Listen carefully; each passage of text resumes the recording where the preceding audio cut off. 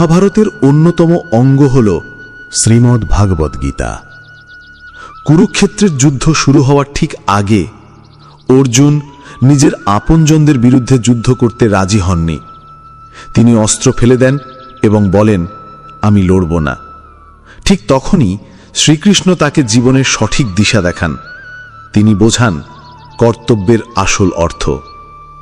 হাজার হাজার বছর কেটে গেলেও আজও গীতার বাণী আমাদের জীবনে সমানভাবে প্রযোজ্য। শ্রীকৃষ্ণ এই গীতার মাধ্যমে আমাদের শেখান জীবনের আসল অর্থ কি, দায়িত্ব পালন মানে কি, এবং কিভাবে সফলতার পথ খুঁজে পাওয়া যায়। যদি আমরা গীতার বাণী ঠিকভাবে বুঝে মেনে চলতে পারি, তবে জীবনে সফল হওয়া শুধু সম্ভবই নয়, নিশ্চিত।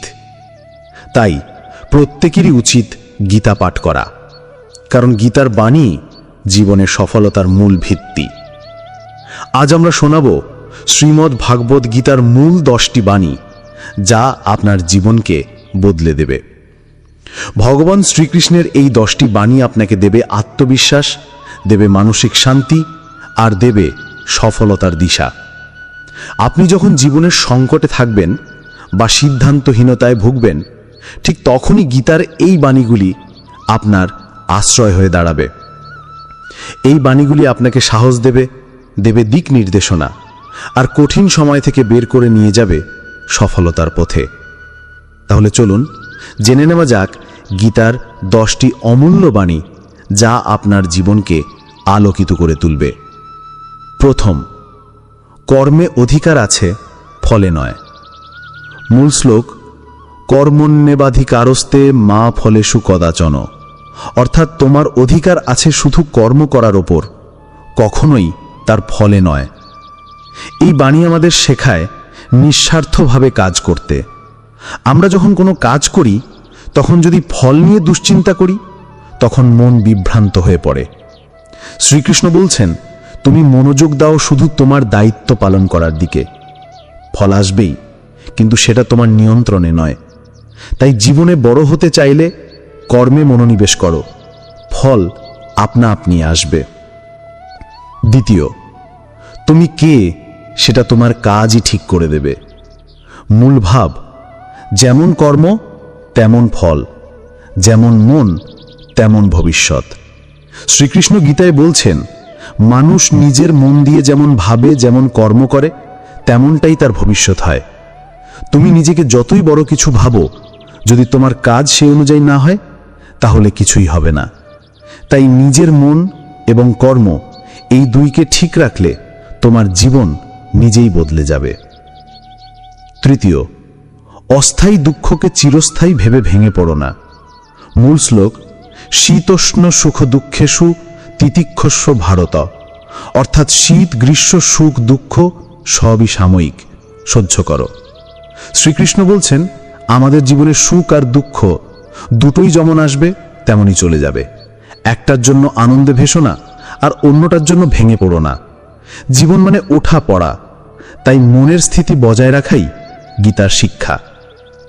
চতুর্থ, মৃত্যু একমাত্র নিশ্চিত সত্য। মূল শ্লোক, জাতস্য হি ধ্রুব মৃত্যু ধ্রুবম জন্ম মৃতস্য চ। অর্থাৎ যার জন্ম হয়েছে তার মৃত্যু অনিবার্য। তাই ভয় পাওয়া বা অকারণে অস্থির হওয়ার কিছু নেই। শ্রীকৃষ্ণ বোঝান, আত্মা অমর, শরীর নশ্বর। কাজে মৃত্যুকে ভয় নয়, বরং সময়কে সম্মান করো। পঞ্চম, আত্মবিশ্বাসী হলো সবচেয়ে বড় শক্তি। মূল শ্লোক, উদ্ধরেত আত্মানং আত্মানং নাত্মানং অবসাদয়ত। অর্থাৎ নিজেকে নিজেই উন্নত করো, নিজের মনকে নিজের শত্রু হতে দিও না। এই বাণী আমাদের শেখায়, তুমি নিজের সবচেয়ে বড় বন্ধু, আবার সবচেয়ে বড় শত্রুও। তোমার আত্মবিশ্বাসই তোমাকে শিখরে পৌঁছাবে, আর সেই আত্মবিশ্বাস হারালেই তুমি নিজেই নিজের বাধা হয়ে দাঁড়াবে।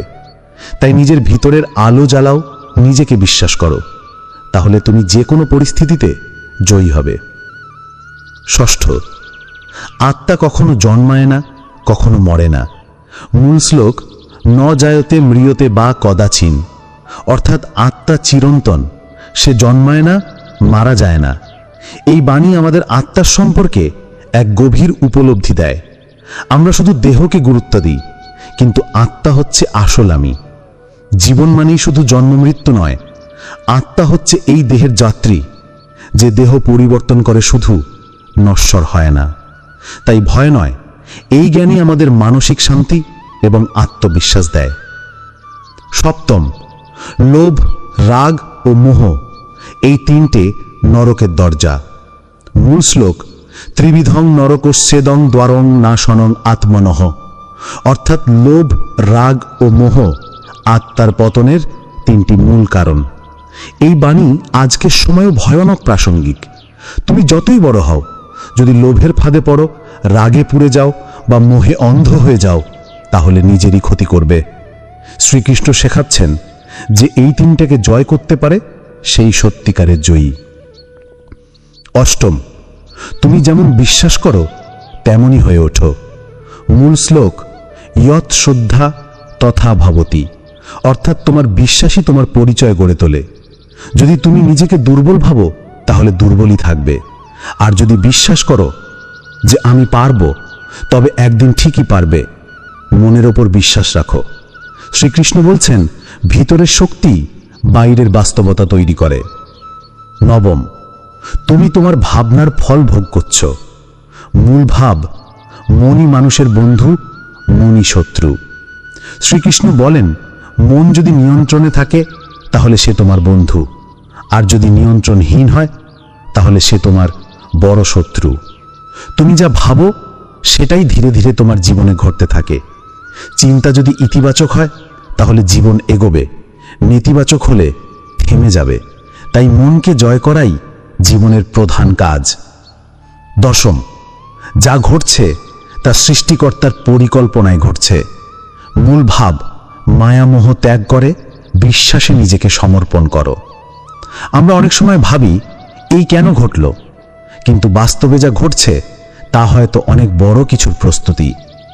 শ্রীকৃষ্ণ বলেন, যদি তুমি বিশ্বাস রাখতে পারো আর নিজেকে তার ইচ্ছায় সঁপে দিতে পারো, তাহলে কষ্টের মধ্যেও শান্তি পাবে। বিশ্বাসই সব প্রতিকূলতা জয় করার প্রথম ধাপ।